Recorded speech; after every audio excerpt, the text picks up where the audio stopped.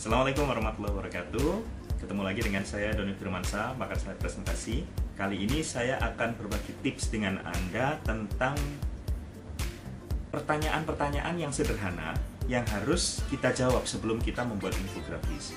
Kita tahu bahwasanya infografis adalah cara atau teknik bagaimana kita bisa membuat data kita bisa lebih visual, lebih mudah difahami, dan dimengerti oleh orang lain. Nah, sebelum kita membuat infografis, ada 3 pertanyaan mendasar yang harus kita jawab dulu. Yang pertama, apakah data yang kita tampilkan di infografis yang nanti kita buat itu data yang bisa dipercaya atau tidak?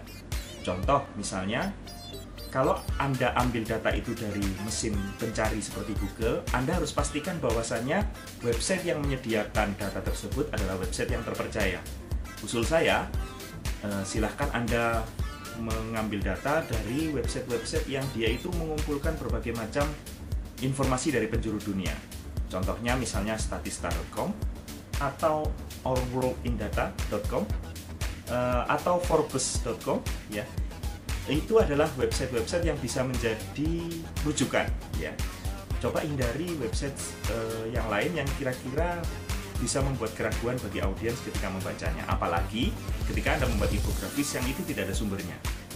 Yang kedua, pertanyaan mendasar bagi kita yang harus kita jawab sebelum kita membuat infografis adalah apakah infografis yang kita buat itu sudah relevan dengan masa sekarang.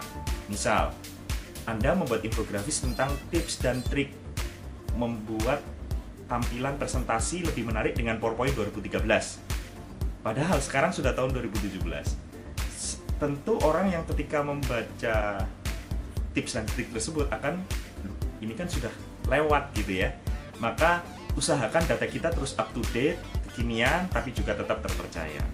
Dan yang terakhir, pertanyaan mendasar yang harus kita jawab sebelum kita membuat infografis adalah tujuan dari infografis kita itu apa? Apakah untuk memberi informasi? Apakah untuk memberikan entertain, hiburan?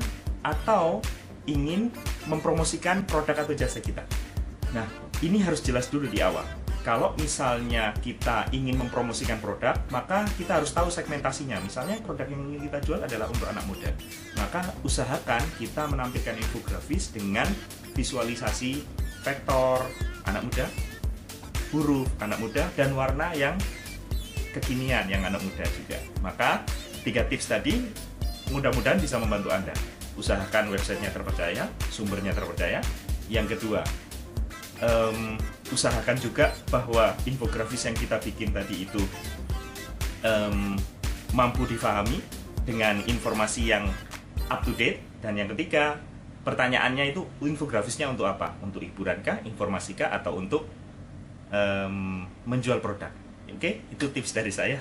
Mudah-mudahan bisa membantu. Sampai ketemu lagi di tips berikutnya. Salam ini.